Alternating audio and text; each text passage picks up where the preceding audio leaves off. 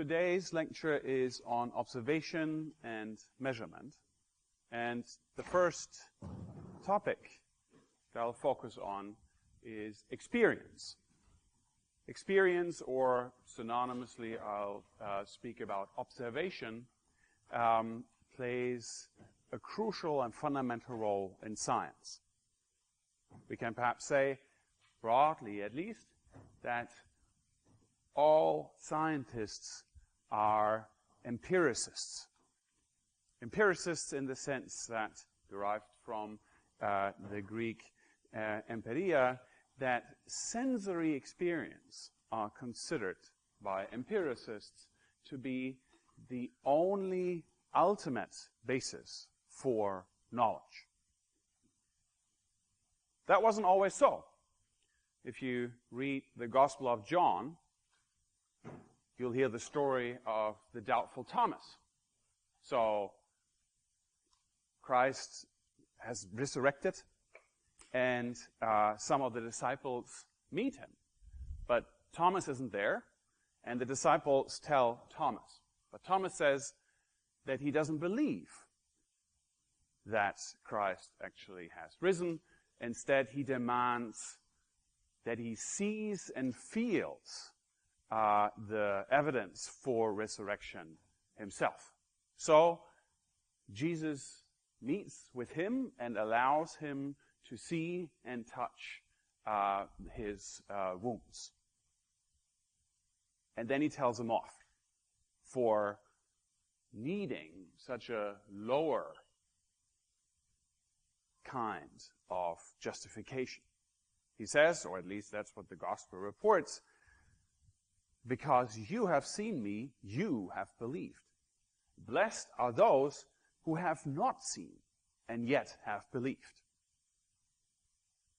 So here you have sort of the ultimate non-empiricist contrast to this idea that ultimately to justify beliefs we have to have sensory experience. I would say that all scientists will agree that in their rejection of at least the second half of this claim. Yeah? In science, you're not blessed if you believed without having seen. However, what is interesting is that this contrast that we find in John is too simple in order to understand science. It doesn't mean that because scientists don't believe if they haven't seen, that the only alternative is to be like a doubting Thomas and require seeing, touching yourself in all cases. Instead, observation experience is often much more complicated and indirect, and that's what I want to talk about now. So let's distinguish a number of kinds of observations.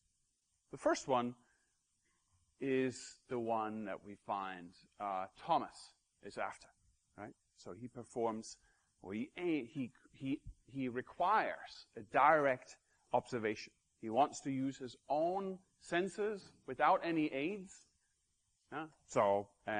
Scientists often do that too. They see the color of a liquid, or they smell whatever particular gas exudes from that liquid. They might taste the acidity in the liquid, or they may touch the vessel and see that it's warm, or they might hear it bubbling or fizzing away. Those would be forms of direct observations, and clearly scientists often engage with them. However, scientists do much more than merely this. For example, they use instruments.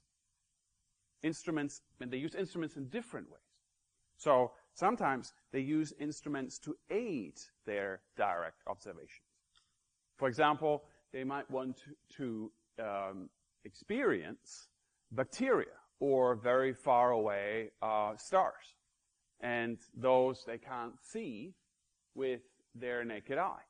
So they use instruments in order to amplify their senses. So what's happening here? If you can't actually see these protozoa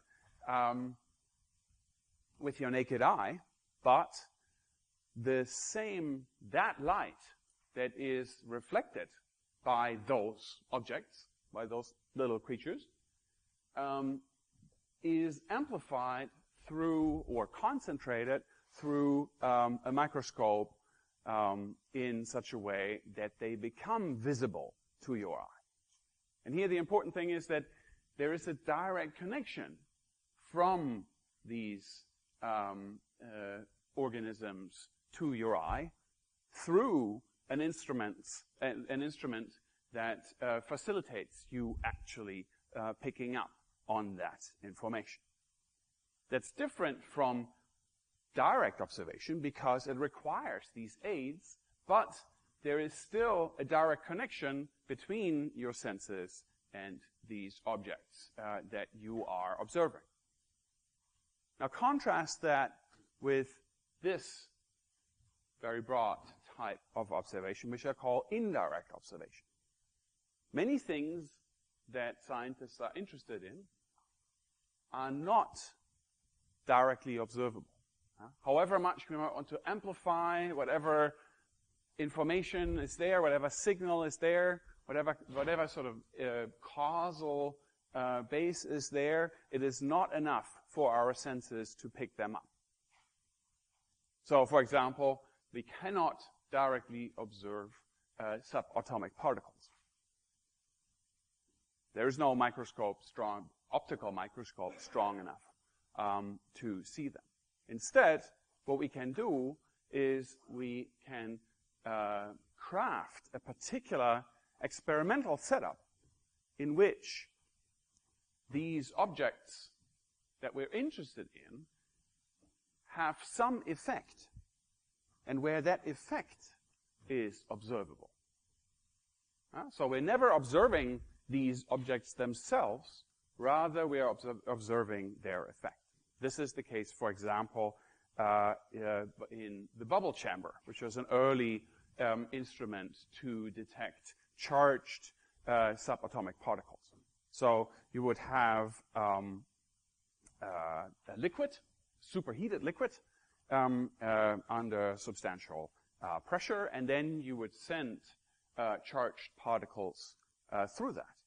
And these charged particles leave an ionization trail. So what they in fact do is they create little bubbles through in that superheated liquid. And it's those bubbles, or those trails produced by these bubbles, that are observable. That's what you see in this photograph on the right-hand side. You see these little sort of traces here. Now, scientists say that they are observing particles.